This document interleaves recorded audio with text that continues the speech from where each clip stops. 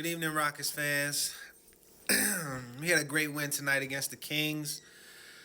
There's a lot of things that we could talk about. A lot of things that we could talk about in that game that went wrong. There's a lot of things that we could talk about that went right. Overall, I think that we had a good first quarter. A bad first quarter.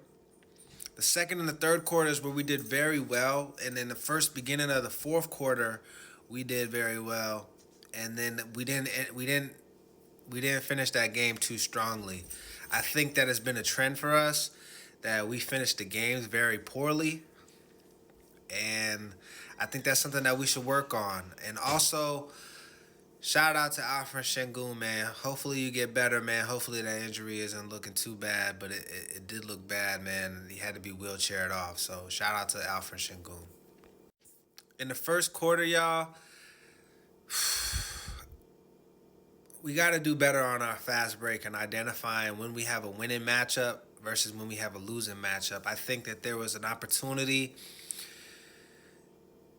We were 3-on-2 against in a fast break situation, but the two were guarding the rim, right? And the other two of us went out to the three-point line. I think in that opportunity, we either get a floater or we get a three-pointer. I don't think that we should be trying to force it at the rim. If you can't get a layup, and this is what I've been saying in the past video, if you can't get a layup, it'd be ideal if we could get a layup. But sometimes and most of the times it's not most of the time. Sometimes it's not going to be there. Sometimes they're going to guard the rim, and they won't allow us to have that layup.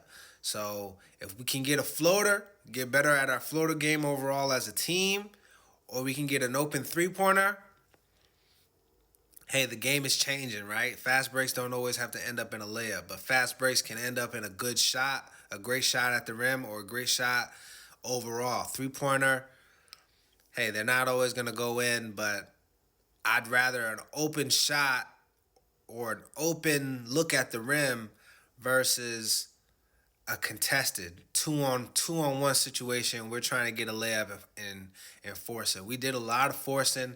Hopefully in a film study we can go over that and just see some of the situations where we were forcing it and see and identify where we can get better shots. I want to give a special shout out to Fred VanVleet. Man, you did a great job leading the team. Game ball goes to you.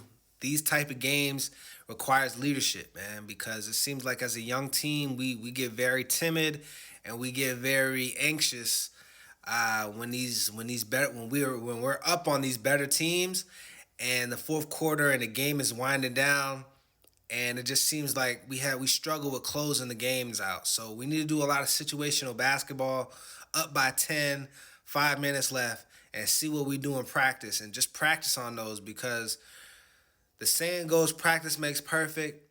But to alter that, I think that we need to just be ready and be prepared, because we should be practicing all these situations in practice so that when the game comes around, this isn't the first time that we're faced with this opportunity. And again, we're a young team. This is what happens to young teams. We got to kind of learn through the fire. But overall, I just think that we got to do a lot better. We got to do a lot better at closing games out, man. So that was my fourth quarter piece. Y'all heard my first quarter piece. Let's get to the good things about the game. Guys, we did a great job in the third quarter. Held them only to 14 points. We looked like a top 10 defense. It's been the story of two halves, like I've been saying all year. It wasn't the traditional first half or the second half. It was a good second quarter and a third quarter and a bad first quarter and a fourth quarter. And it seems that we picked our right half in order to do that.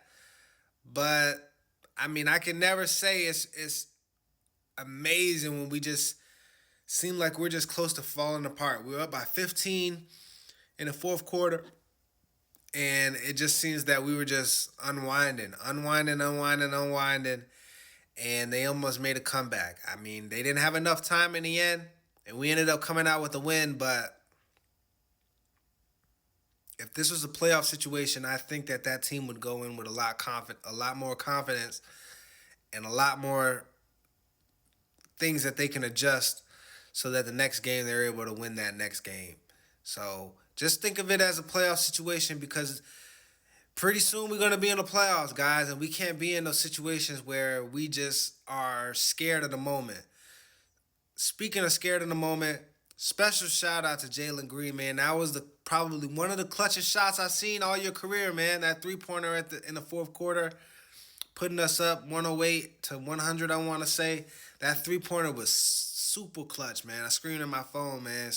I was just I was excited, man. So kudos to you, man. Kudos to you. Special shout out to Jay Green, man. But overall, the game ball in these type of situations has to go to the leaders on the team, the veterans on the team, the guys that the entire team looks to whenever it's crunch time, clutch time situations.